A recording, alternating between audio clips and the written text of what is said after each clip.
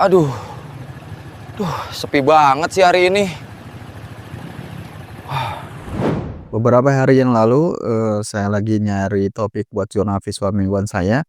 Biasanya saya cari hal-hal random yang bisa saya ulik, terus saya tuangin ke bentuk visual.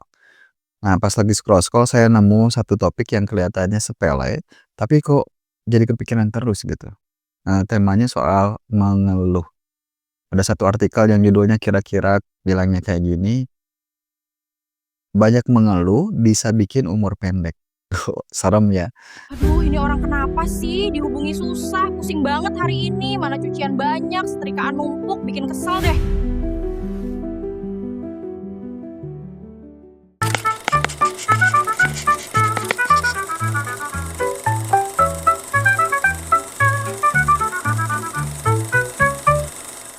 Nah, awalnya saya cuma baca artikel sekilas, tapi lama-lama saya jadi mikir, emangnya separah itu ya efeknya kalau kita terlalu banyak mengeluh. Jadi, saya mulai baca lebih dalam.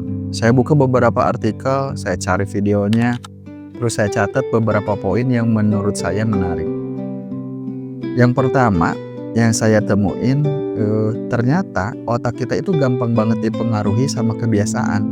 Seperti kebiasaan olahraga pagi gitu, kebiasaan makan pedas, atau kebiasaan baru lainnya termasuk kebiasaan mengeluh.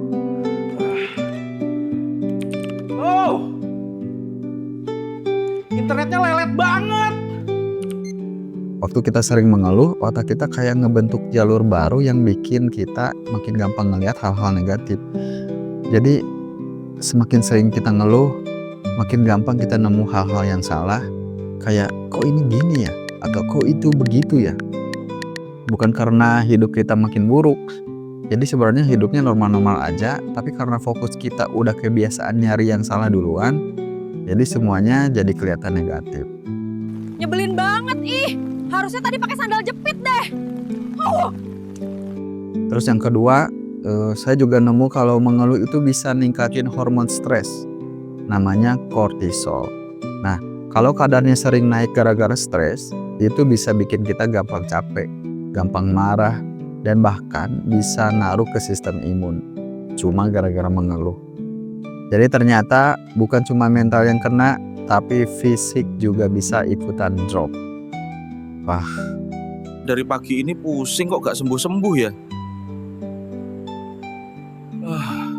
terus saya nemu juga kalau mengeluh itu bikin kita kehilangan rasa kontrol. Maksudnya gini, kalau kita kebiasaan ngeluh, kita jadi mikir semuanya di luar kendali kita. Padahal bisa jadi ada yang bisa kita ubah sebenarnya. Cuma karena kita udah keburu kesel aja, jadi kita mikirnya nggak ke situ. Otak kita jadi pesimis. Duh, capek banget. Kerjaan gak ada habisnya. Bos gue emang gitu, sukanya nambah-nambah kerjaan terus. Gue gak bisa ngapa-ngapain.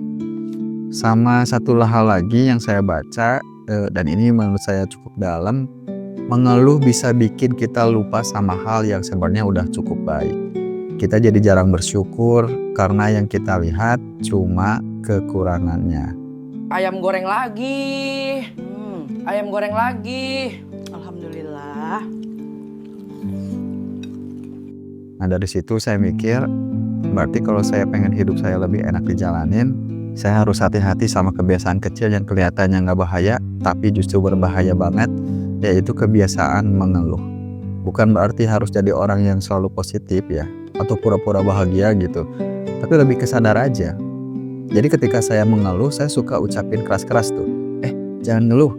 Kayak ngomong sendiri sih, tapi itu usaha saya buat ya nggak coba mengeluh terus. Nah kalau saya lupa, saya siasati dengan reminder. Remindernya apa? Saya ganti wallpaper handphone saya dengan kata-kata jangan mengeluh atau nggak boleh ngeluh. Saya tulis dengan bahasa Inggris supaya kalau dilihat orang, ya kayak quotes-quotes di Pinterest ya. Padahal itu buat ngingetin diri saya sendiri. Ya tujuannya sih supaya saya nggak ngeluh terus tanpa solusi. Oh, tapi beberapa solusi yang saya temuin juga nggak ribet. Ada yang nyaranin buat nyatet hal-hal kecil yang disyukuri setiap hari. Kayak misalnya nggak muluk-muluk, hari ini nggak kehujanan, itu juga bisa dicatat dalam jurnal kecil harian. Menurut yang saya baca ya. Tapi jujur, kalau saran itu saya orangnya terlalu malas buat nulis hal-hal yang terlalu detail kayak gitu. Jadi saya sih lebih ke kesadaran diri aja.